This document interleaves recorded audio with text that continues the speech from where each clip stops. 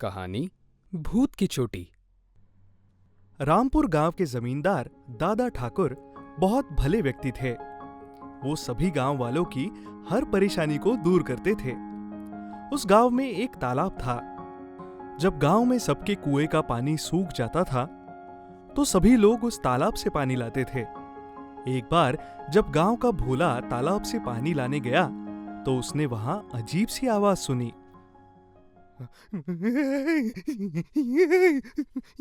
ये कैसी आवाज है? बहुत ही डरावनी है।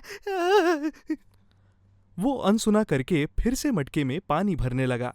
तभी फिर आवाज आती है, ए आदमी, चल भाग यहाँ से, नहीं तो मैं तुझे खा जाऊंगा। कौन है? उसके हाथ से मटका पानी में ही छूट जाता है। तभी पानी के अंदर से एक भूत बाहर आता है। उसे देखते ही भोला भागता है। ये लोग मुझे परेशान कर रहे हैं, लेकिन मैं इनको यहाँ आने नहीं दूंगा। उधर भोला भागकर अपने घर जाता है और माँ जानकी को सारी बात बताता है। माँ, तालाब में भूत है। अरे बेटा, ये तुम क्या कह रहे हो? आज तक हमारे गांव में कभी किसी ने भूत को नहीं देखा। अब ये अचानक भूत कहाँ से आ गया? अरे माँ, मैं सही कह रहा हूँ। उसको देखते ही मैं डर गया और मटका वही तालाब में छूट गया। अब मैं वहाँ नहीं जाऊंगा। ठीक है, तू मत जा, मैं जाकर देखती हूँ। नहीं माँ, तुम भी मत जाओ। अरे बेटा, मुझे कुछ नहीं होगा। जानकी भोला की बात नहीं सुनती और वो तालाब के किनारे जाती है अपना मटका खोजने। उसे पानी के ऊपर ही अपना मटका तैरते हुए दिखता है। वो देखो मेरा मटका। ये भोला भी ना, पता नहीं कौन सा भूत देख लिया है।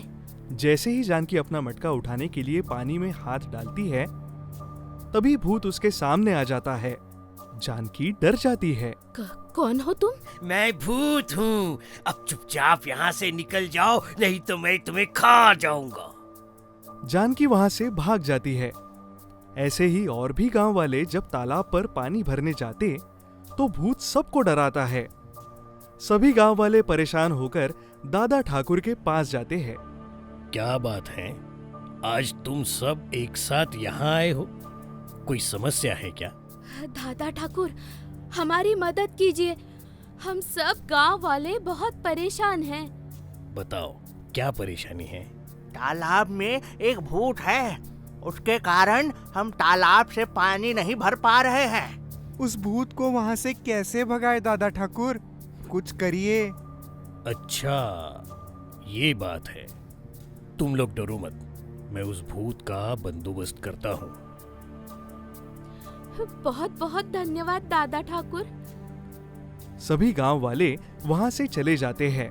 फिर दादा ठाकुर अपने घोड़े पर बैठकर तालाब के पास जाते हैं। वहां पहुंचकर वो जोर जोर से कहते हैं, चलो आज तालाब के पानी में नहाता हूँ। बहुत वक्त हो गया तालाब में नहाए हुए। ये सुनते ही भूत उनके सामने आ जाता है। यहाँ से भाग जाओ, नहीं तो मैं तुम्हें भी खा जाऊंगा। कौन हो तुम? मैं भूत हूँ, दिखाई नहीं देता? अगर तुम भूत हो तो मुझे अपनी चोटी दिखाओ। भूत ऐसे थोड़ी ना होते हैं। ये सुनते ही भूत पीछे घूम जाता है और दादा ठाकुर को अपनी छोटी सी चोटी दिखाने लगता है। देखो, मेरे सिर पर एक चोटी है ना, दिखाई दे रही है? जैसे ही भूत पीछे घूमकर अपनी चोटी दिखाने लगता है, दादा ठाकुर अपने कुर्ते से कैंची निकालकर उसकी चोटी काट लेते हैं और अपनी जेब में रख लेते हैं। भूत चिल्लाने लगता है। चोटी काटते ही वो भूत से आदमी बन गया।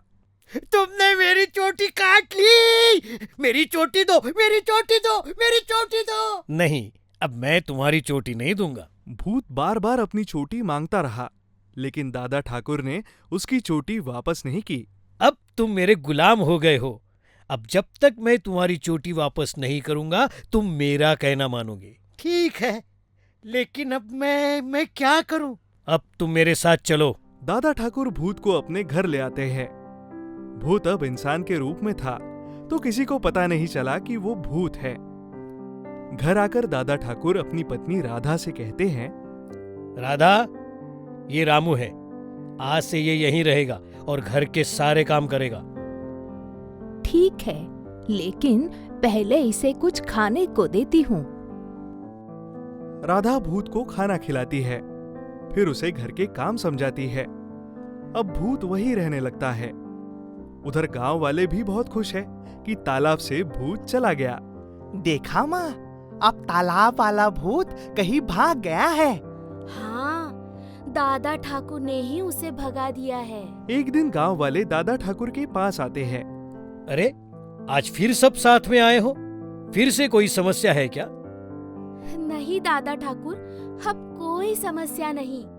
हम तो ये बताने आए थे कि तालाब वाले भूत को आपने भगाकर हम लोगों पर बहुत एहसान किया है। हाँ दादा ठाकुर, अब हमें वहाँ कोई नहीं डराता है। रामू बना भूत ये सब सुन रहा होता है। वो वहीं धान साफ करते बैठा है और मन ही मन कहता है, अच्छा, तो वो तुम लोग हो जिनकी वजह से मैं यहाँ नौकर बना बैठा हूँ। जिस दिन मेरी चोटी मिल गई ना, उस दिन तुम लोगों को ऐसा डराऊंगा कि याद रखोगे। दादा ठाकुर भूत की तरफ देखते हैं और मुस्कुराते हुए कहते हैं, अब तुम लोगों को डरने की कोई जरूरत नहीं है। भूत को मैंने उसकी सही जगह पर पहुंचा दिया है। सभी गांव वाले वहां से चले जाते हैं। एक दिन दादा ठाकुर भूत से कहते हैं, रामू, जाओ, आज बाजार से सब्जी ले आओ। ठीक है। भूत सब्जी लेने बाजार जाता है। वहां उसे जानकी और भोला मिलते हैं। जानकी कहती है, तुम वही हो ना जो दादा ठाकुर के यहाँ काम करते हो? हाँ। तो तुम्हारा घर कहाँ है? मेरा कोई घर नहीं। अरे, कोई बात नहीं। सुनो बेटा, मैं जानकी हूँ और ये मेरा बेटा भोला। हम इसी गांव में रहते हैं। तुम्हारा जब भी मन करे तुम हमारे घर आ जाया करो। ठीक है। आज तुम हमारे साथ हमारे घर चलो, खाना खा के फिर चले जाना। भूत उन दोनों के साथ उनके घर जाता है। जानकी उसको खाना खिलाती है। भूत मन ही मन सोचता है, ये लोग तो कितने अच्छे हैं। मैंने बेकार ही इनको परेशान किया था। मैंने इन माँ बेटों को तालाब में पानी नहीं भरने दिया था और ये दोनों मुझे खाना खिला रहे हैं। अरे, क्या सोच रहे हो बेटा? कुछ नहीं, अब मैं जाता हूँ। बहुत देर हो गई है। दादा ठाकुर मेरा इंतजार कर रहे होंगे। ये कहकर भूत हवेली वापस आ जाता है। लेकिन अब उसमें बहुत बदलाव आ गया है। वो गांव में सभी के साथ बातें करता, उनके साथ काम करता था। सब दादा ठाकुर से उसकी तारीफ करने लगे। दादा ठाकुर, आपका रामू बहुत अच्छा इंसान है। कल इसने मेरे खेत में फसल काटने में मेरी मदद की थी। हाँ दादा ठाकुर, 2 दिन पहले मेरी गाय जंगल में भाग गई थी। रामू उसे पकड़कर ले आया। अरे रामू, तुमने मुझे बताया नहीं। तुम इन सब की इतनी मदद कर रहे हो, ये तो बहुत अच्छी बात है। गांव वाले चले जाते हैं। तब दादा ठाकुर भूत से कहते हैं, देखा तुमने, गांव वाले तुम्हारे बारे में क्या कह रहे हैं। ये लोग नहीं जानते कि तुम वही भूत हो। दादा ठाकुर, मुझसे बहुत बड़ी गलती हो गई थी। मैंने इन गांव वालों को परेशान किया। ये लोग बहुत अच्छे हैं। मैं अब कभी इनको कोई कष्ट नहीं दूंगा। तुम्हारी गलती सुधारने के लिए ही मैंने तुमको यहाँ लाया था। अब तुम सुधर गए हो और मुझे पूरा यकीन है कि अब तुम कभी किसी को परेशान नहीं करोगे।